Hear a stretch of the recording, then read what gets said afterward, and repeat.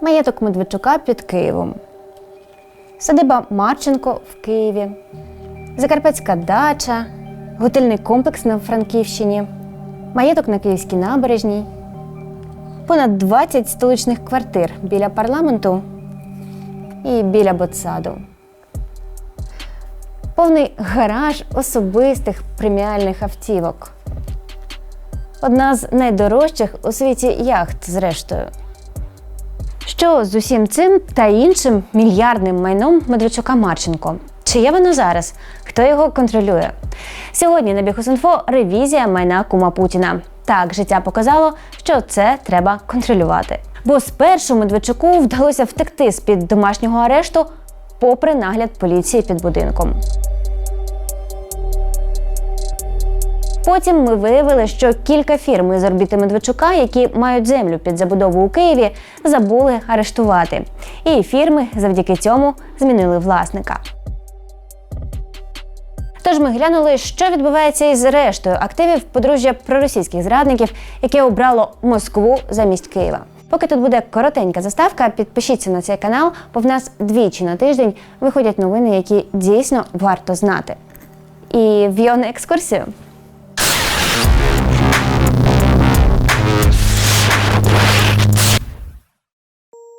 Почнімо в столиці. З маєтку, що виріс у зеленій зоні на виїзді з Києва. Цей київський маєток і земля під ним належить особисто Віктору Медведчуку. І ні, я не помилилася, власник досі Віктор Медведчук. Держава наклала на це арешт, тому Медведчук не може це продати. Але власником держава досі не стала.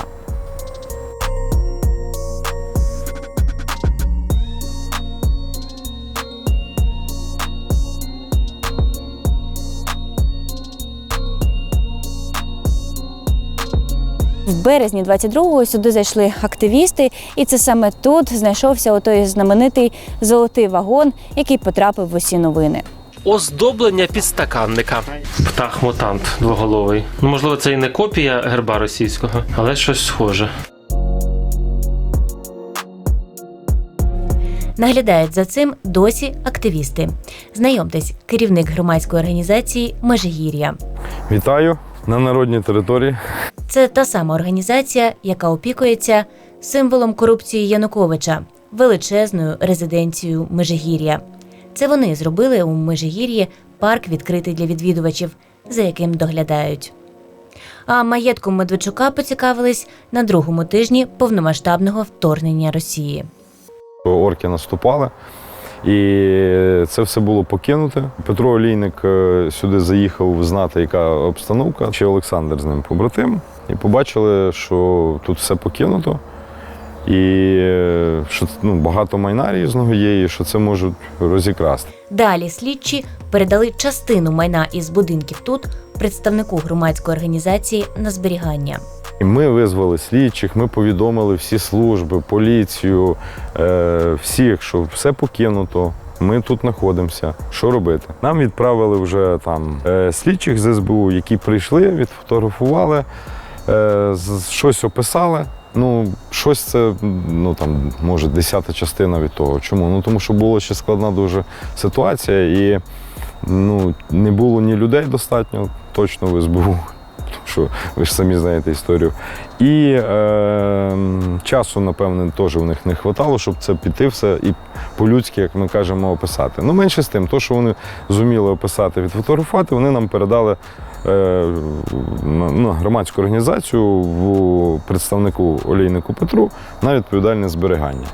Тоді, в березні 22-го, тут знайшли сотні картин, предмети побуту,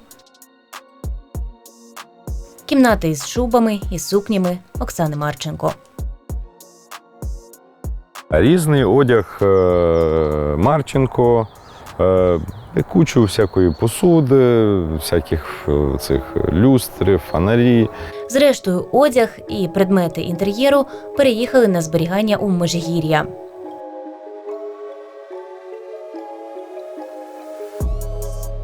А частина картин потрапила під арешт і поїхала на експертизу. Картини ми ще в тому році, десь, по-моєму, осінню передали слідчими СБУ, які були відповідальні особи. Ми разом з ними загрузили в машини. Ми це все відзняли на фото, відео і відвезли в Ніце. Точно. У жовтні виповнився рік, як кілька сотень картин з маєтку Медведчука поїхали на експертизу у Київський науково-дослідний інститут судових експертиз. Вони досі на експертизі перебувають? Нам невідомо. Ми уточнили, картини із маєтку Медведчука досі в інституті. Як повідомив його директор Олександр Рувін, сама експертиза завершена, а картини чекають на рішення суду щодо їх передачі в українські музеї. Рештою майна з будинку кума Путіна, зокрема і картинами, які на експертизу чомусь не поїхали, громадська організація опікується тимчасово на час розслідування одного із кримінальних проваджень щодо Медведчука. Ще не конфіскували, наскільки нам відомо, тому що до нас ніхто не дзвонив, не приїжджав. І в нас, як нам передали слідчі СБУ на відповідальне зберігання, так от воно до сих пір у нас, ми відповідаємо за це. Тож і територія ця народна поки що дуже умовно. Якщо не буде рішення про конфіскацію всього цього у Медведчука, то одного дня усе це може повернутися під його контроль. Тим більше сусідню ділянку медведчуківці вже приходили відбирати. Поки що безуспішно. Це територія, що розташована впритул до власних 6 гектарів Медведчука під маєтком Медведчука. Там ще понад 5 гектарів. Вони оформлені на компанію «Укркапітал», яку Медведчук свого часу переписав із себе на дружину. На тій території багато будівельних будинків, збудований новий будинок. Ми так бачимо, що під охоронну фірму «Шторм». І ще з десяток маленьких старих будиночків, які теж проживали «Шторм», охоронці Медведчука. І вони такі, як ізби російські. Власники прийшли, то наша якась фірма, як виявилося, ця фірма до Марченко належить. Дивіться, у чому проблема. Земля і будинок Медведчука все ще не конфісковані, але хоча б арештовані. А от арешту сусідньої ділянки, яка належить фірмі Марченко, нам не вдалося знайти у жодному реєстрі. Схоже, слідчі про неї просто забули. Та територія, яку вони намагалися взяти під контроль, вона арештована також чи ні? Ні, вона не арештована, вони того і прийшли. Коротше, ДБР, СБУ, Нацпол – всі, хто розслідують справи Медведчука і Марченко. Зверніть увагу, ви 5 гектарів забули арештувати, а штормівці так і чекають на повернення у свої ізбушки.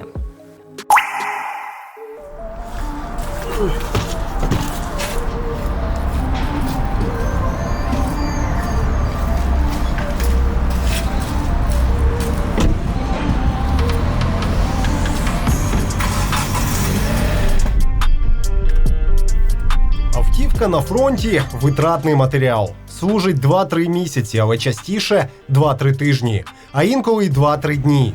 Що інтенсивніші бої, то більше потрібно машин.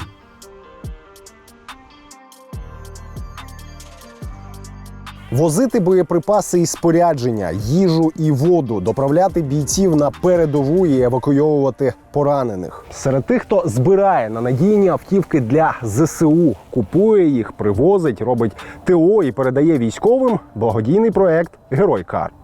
Це платформа, на якій будь-хто може задонейтити на автівки для різних підрозділів та задач. Герой Кар працює напряму з заявками від військових. Співробітники фонду мають багаторічну експертизу на міжнародному авторинку. Це дозволяє купувати на аукціонах вживані авто хорошої якості за оптимальною ціною. Зараз Герой Кар має запит від командування сухопутних військ на 1000 автомобілів. Для цього необхідно зібрати 240 мільйонів гривень. Сума значна, але і життя наших бійців і майбутнє України безцінні. Купуватимуть повнопривідні дизельні пікапи Ford F-250, Ford F-350, SsangYong Action Sports тощо. Лінк і на платформу проекту Герой Кар, і на збір ви знайдете в описі під цим відео. І пам'ятайте, це не військовим потрібні пікапи, це нам з вами потрібно, щоб у військових були пікапи. Надійні пікапи.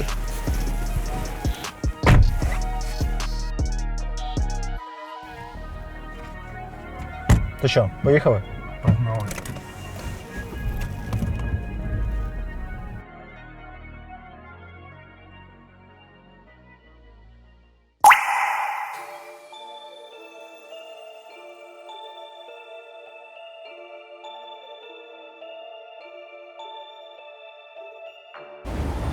А за цим парканом у Києві маєток Оксани Марченко. Там, за парканом, насправді теж кілька будинків.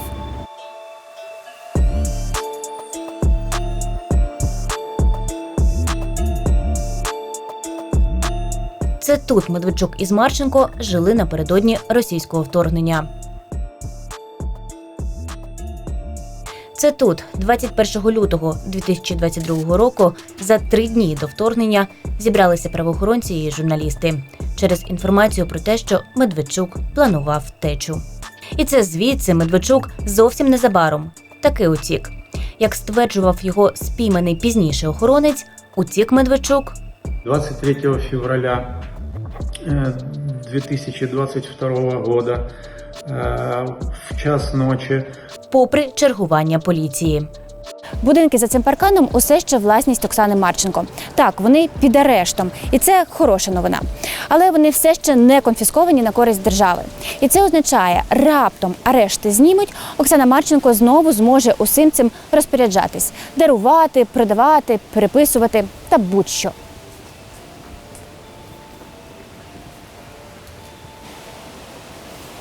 А пам'ятаєш, що тут було 21 лютого? Штормівці були всюди.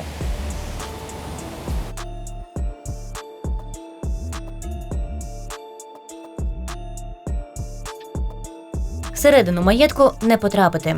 Тут немає активістів, вони сюди не заходили.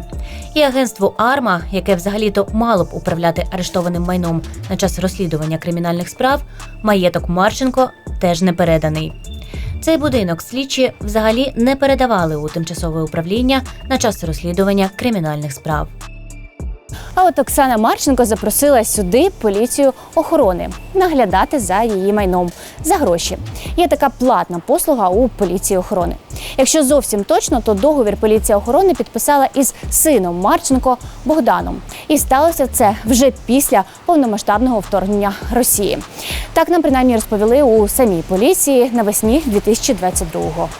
Також інформуємо, що 24.03.2022 поліцією охорони укладено договір з фізичною особою Марченком Богданом Юрійовичем про забезпечення публічної безпеки та порядку на території будівлі, яка розташована за адресою вулиця Медвинська, 24, місто Київ. Розповів нам тоді начальник поліції охорони. Поліцейські охороняють цей будинок для втікачки Марченко і досі.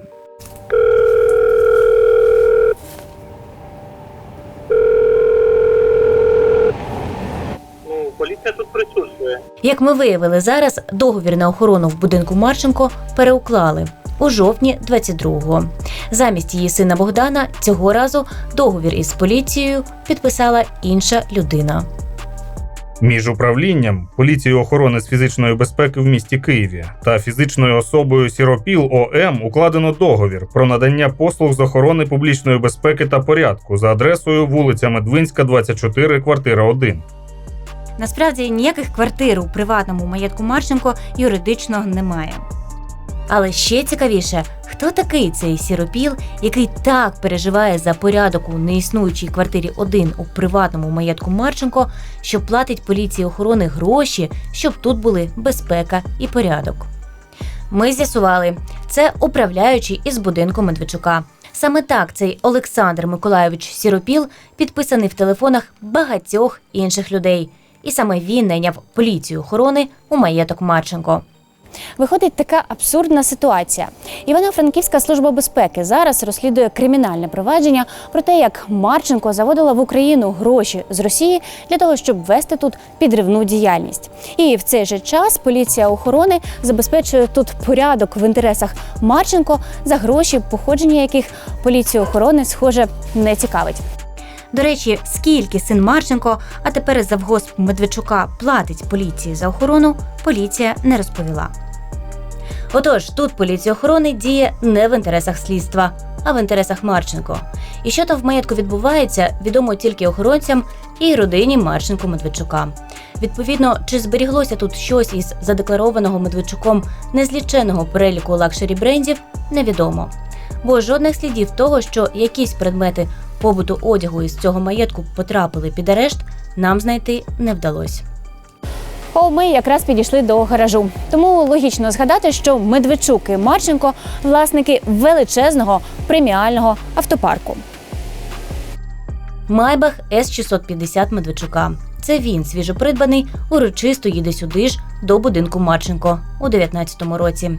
Він все ще належить Медведчуку. Але де він перебуває зараз – загадка. Ленд Крузер 200, що їздив за Майбахом, теж власність Медведчука. І досі. Де він зараз – невідомо. 500-й Мерседес, яким все ще володіє Медведчук.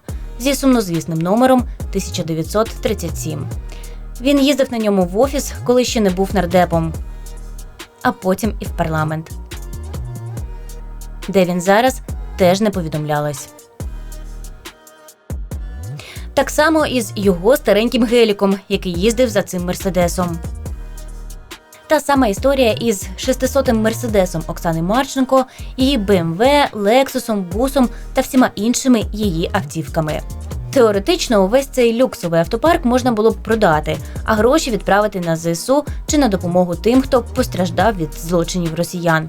Це виглядає справедливо щодо родини проросійських зрадників. Але де ці авто зараз? Той, хто нині перебуває в маєтку Марченко, каже, автомобілів всередині немає. Тут машин ніяких немає. Активісти, які взяли під контроль будинок Медведчука, повідомляють те саме. Якісь автомобілі тут були їхні, бо в Марченко і в Медведчука... Ні, жодних автомобілів тут не було. В теорії, навіть якщо вони були, ці автомобілі, то шторм вже тут був, вони, напевне, повиїжджали. Але ми не бачили. Тобто автомобілів не було жодних. Ми запитали в Офісу Генпрокурора, чи встановило слідство, де перебуває цей автопарк, і чи розшукується він. А відповідь отримали таку. Надати іншу запитувану інформацію немає можливості. Щось схоже відповіло і Державне бюро розслідувань, яке й розслідувало державну зраду Медведчука. Нацпол запит про ці автомобілі в принципі проігнорував. У свою чергу агентство «Арма» у відповіді нам згадало лише про одне авто, пов'язане із Медведчуком, яке передали в управління агентству. Це авто не з тих, які ми щойно показали. Їм передали старенький Майбах 2003 року випуску, який належить фірмі «Спорттур» Медведчука-Марченко. Вперше його помітили на закарпатській дачі Медведчука Ведмежа-Діброва під час обшуків ще у 2021 році. Повторні обшуки на закарпатській дачі Медведчука пройшли у квітні 22-го, після чого і з'явилась ухвала про передачу старенького Майбаха в АРМА. Зараз, за даними АРМА, він перебуває в головному слідчому управлінні Нацполу. Заради справедливості, якісь бізнесові автівки з орбіти Медведчука все ж таки передали на фронт. Була, наприклад, ось така новина про передачу ЗСУ 17 автомобілів. Серед них 2 позашляховики, 12 вантажівок, мікроавтобус і автокран. Їх забрали у підприємства із орбіти Медведчука та його близького соратника Козака. Але преміальні особисті автомобілі Медведчука-Марченко ніби розчинились.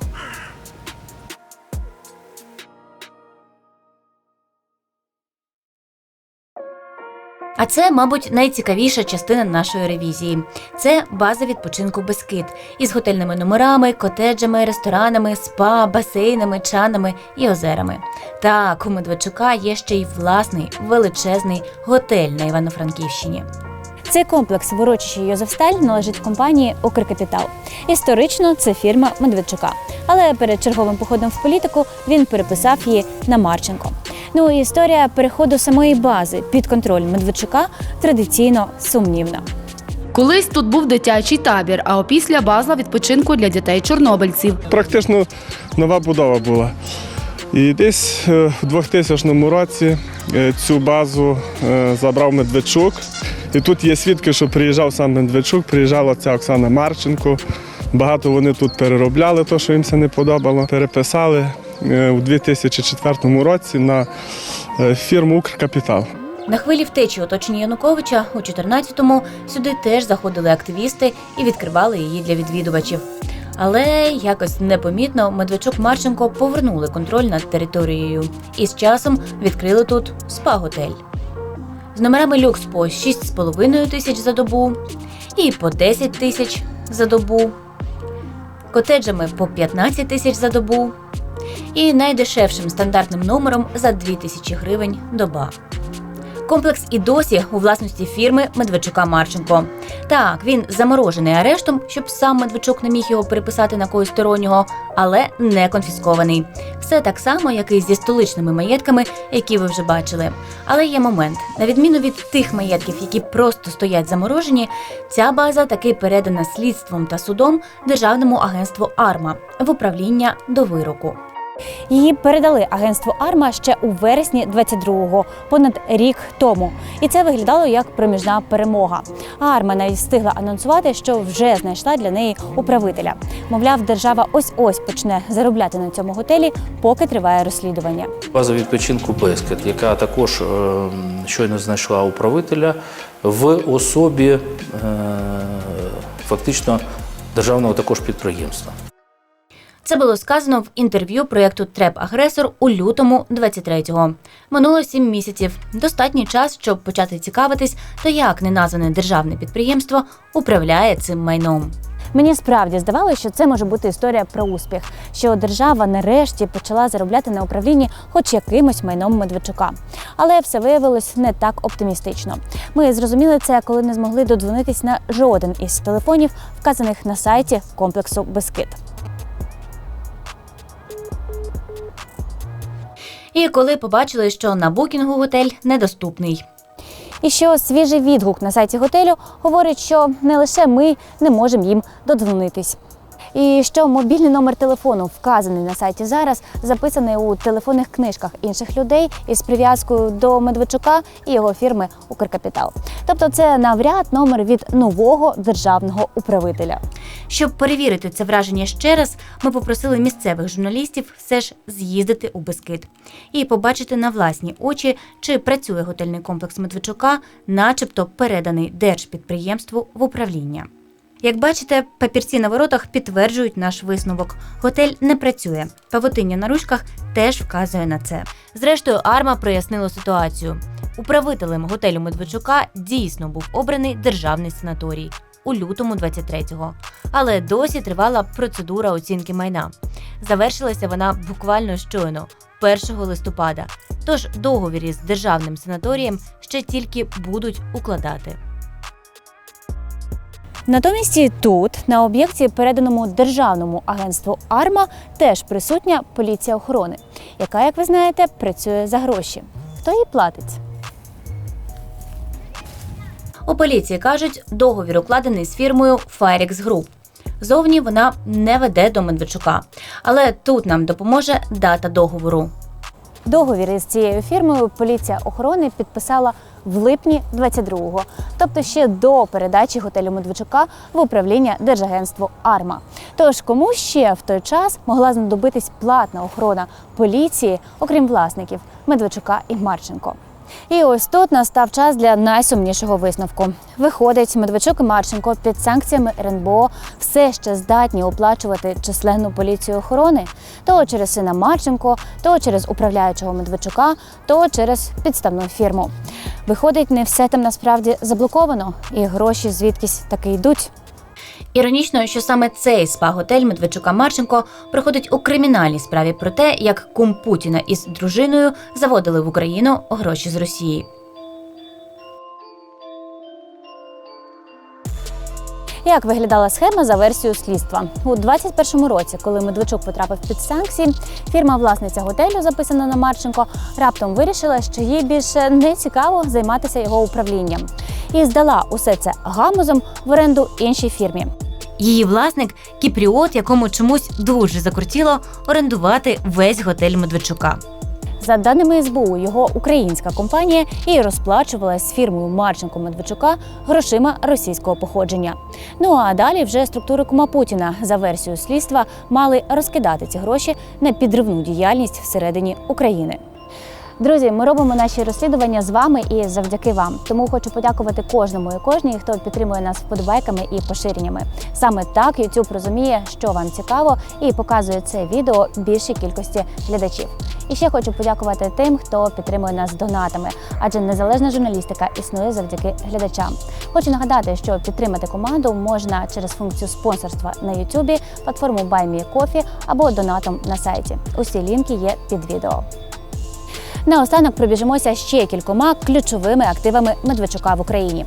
Загалом там їх стільки, що опис усіх міг би тривати кілька діб. Отож, дуже коротко. Закарпатська дача Медведчука Ведмежа Діброва. Все ще належить його фірмі «Спорттур». Так, я пам'ятаю, фірма переписана на Марченко. Ця резиденція арештована і передана АРМА. Картини і прикраси звідси теж.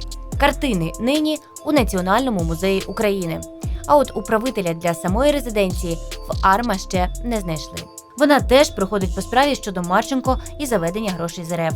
Бо цю дачу у 2021 році теж взяла в оренду компанія Кіпріота, яка орендувала і готель Медведчука. І ще тут теж досі працює поліція охорони, найнята за гроші. У серпні 22-го Закарпатська поліція охорони уклала договір із тією ж ноунейм фірмою Farix Group, що й Івано-Франківська поліція охорони в готелі Бескид. А перед тим, навесні 22-го, тутешню поліцію охорони напряму фінансувала фірма отого Кіпріота-орендаря, який за версією СБУ заводив на компанії Марченко-Медведчука гроші російського походження. Будинок на Набережній у Києві теж досі належить фірмі Медведчука-Марченко. Арештований, переданий в управління АРМА. Поліція охорони у відповіді на запит повідомила, що її тут немає, хоч наліпка про неї досі висить. Десятки квартир і паркомісць у двох будинках біля парламенту і ботсаду. Під арештом АРМА не передані. Мегаяхта Медведчука Royal Romance арештована у Хорватії і передана в управління АРМА ще навесні 22-го. Відтоді агентство кілька разів повідомляло, що збирається продати її на аукціоні. Звучить привабливо, адже яхту оцінювали у $200 мільйонів. Але ніякого аукціону досі не було. Тим часом Медведчук у РФ купив собі нову яхту, скромнішу. Наскільки це слово доречно щодо нової цяцьки за $10 мільйонів. Гелікоптер і літак Медведчука. Арештовані, передані в управління АРМА і навіть вилучені та передані на потреби ЗСУ, як повідомляли Нацпол та Офіс Генпрокурора. Нарешті, хоч трохи користі від Медведчука на додачу до 12 вантажівок. Отож, що ми маємо через понад 1,5 роки повномасштабної агресії Росії, інтереси якої в Україні захищав Медведчук? На цей час все майно Медведчука і Марченко, а також більшість того, що записане на їхні фірми, все ще належить їм. Щось не таке нерухоме, як маєтки, потроху зникає у невідомому напрямку, як от преміальні автівки. І навіть арештовано досі не все. Як от 5 гектарів фірми Марченко впритул до маєтку Медведчука. З одного боку, може минути ще 1,5 роки, а все лишиться як є, у кращому випадку. З іншого боку, у гру може вступити Міністерство юстиції і конфіскувати майно зрадників за зовсім іншою санкційною процедурою через Вищий антикорупційний суд, не чекаючи на вироки у кримінальних справах. Юридично точно це називається «стягнути майно у дохід держави». У Мін'юсті нам повідомили, що працюють над позовом і збирають докази. В принципі, важко знайти серед тих, хто всі ці роки жив в Україні, людину, яка політично і фінансово зробила для Росії більше, ніж Медведчук.